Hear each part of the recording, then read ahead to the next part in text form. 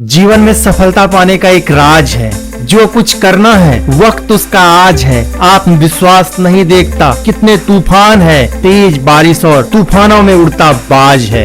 इसलिए अगर तुम्हें कुछ बनना हो तो बाज बनना, क्योंकि वो कहते हैं ना, बाज से क्यों बाजी लगाते हो साहब, हार जाओगे। इसके हौसले के सामने तुम कभी न टिक पाओगे।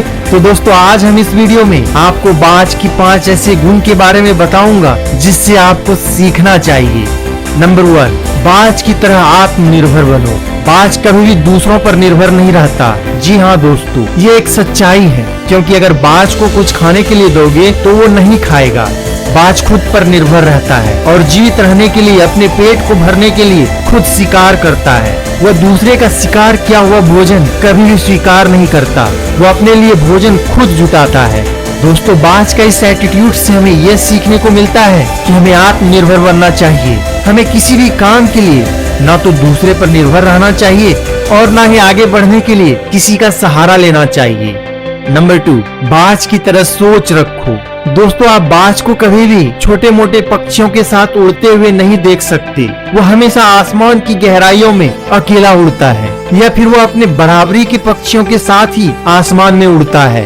ऐसे में हमें बाज की इस एटीट्यूड से यह सीखने को मिलता है कि हमें भीड़ का हिस्सा नहीं बनना चाहिए, बल्कि हमें भी बाज की तरह ऐसे लोगों के साथ जुड़ना चाहिए जो आपके लेवल के हो, जो आपकी तरह सोचते हो।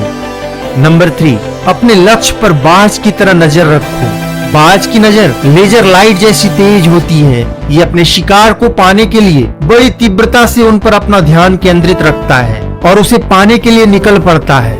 दोस्तों, इससे हमें यह सीखने को मिलता है कि हमें भी बाज की तरह अपने लक्ष्य पर ध्यान केंद्रित रखना चाहिए और एक समय में एक ही काम को पूरा करने के लिए पूरी ऊर्जा के साथ अपने काम में लग जाना चाहिए। तभी हम अपने लक्ष्य को हासिल कर पाएंगे।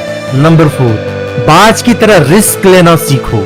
जहां आप 20 से 25 साल की उम्र में रिस्क लेने से डर रहे हो, वहीं एक बाज के बच्चे की जीवन की शुरुआत ही रिस्क से होती है। अन्य पक्षियों के बच्चे जहां अपने घोंसले में बैठकर चहचहाना सीखते हैं, उस वक्त बाज अपने बच्चे को दोनों पंजे में दबाकर आसमान की गहराई में उड़ जाता है और उसे बताता है कि तुम आसमान की गहराइयों में उड़ने के लिए बने हो, तुम पक्षियों के राजा हो। और वह ऐसा कह के अपने पंजे की चंगुल से बच्चे को उड़ने के लिए छोड़ देता है। बाज का वो बच्चा फड़फड़ाते हुए नीचे की तरफ आता है और अपने पंख फैलाने की कोशिश करता है। जैसे ही बाज का वो बच्चा जमीन तक पहुंचने वाला होता है, तभी अचानक बाज अपने छोटे से बच्चे को पंजे में लेकर फिर से आसमान की गहराइयों में उड़ जाता है। और इस तरह से जब तक वह उड़ना सीख नहीं लेता, तब तक उसे हाई रिस्क वाली ट्रेनिंग दी जाती है। तब जाकर वह बाज बादलों को चीरते हुए आसमान में उड़ना सीखता है। नंबर 5, बाज की तरफ परेशानियों के आगे झुको मत। दोस्तों, औसतन एक बाज की उम्र 70 वर्ष की होती है, लेकिन जब वह 40 साल का होता है तो उसके सामने कई परेशानियां आ जाती है। उसकी चोंच मुड़ जाती है, पंख इतने भारी हो जाते हैं कि वह सही ढंग से उड़ नहीं पाता। तब उसके सामने 3 रास्ते बचते हैं। पहला, वह अपने प्राण को त्याग दे। दूसरा, वह दूसरे के दिए हुए भोजन पर निर्भर रहे।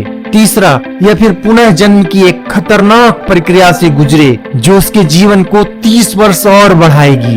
यह प्रक्रिया बहुत ही पेनफुल होता है। इसमें वह अपने मुड़े हुए चोंच को पत्थरों से टक्कर मार मार कर तोड़ देता है, ताकि फिर से दोबारा नए चोंच आ सके। जब दोबारा नए चोंच आते हैं, उन्हीं नए चोंचों से अपने दोनों पंजे को काट देता है। जब नए पंजे आते हैं, तब इसके बाद बाज अपनी भारी विशाल पंख, जो उन्हें आसमान की गहराई में उड़ने नहीं देती, उन्हें एक एक करके काटना शुरू कर देता है। इसके बाद बाज नए पंख आने का इंतजार करता है। इस पूरी प्रक्रिया में पूरे 5 महीने लगते हैं, जिसमें बाज को बहुत पीड़ा सहनी पड़ती है। तब जाकर उसका फिर से पुनः जन्म होता है और पहले की तरह फिर से उड़ पाता है।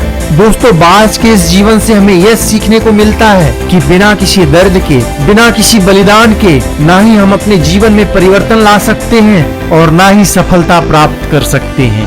दोस्तों, यदि आपको बाज के जीवन से कुछ सीखना हो तो आप बाज का कौन सा गुण अपनाएंगे, हमें कमेंट करके जरूर बताइए। और यदि आपको ये वीडियो अच्छी लगी तो वीडियो को लाइक करें, शेयर करें और चैनल को सब्सक्राइब करना ना भूलें। Thanks for watching.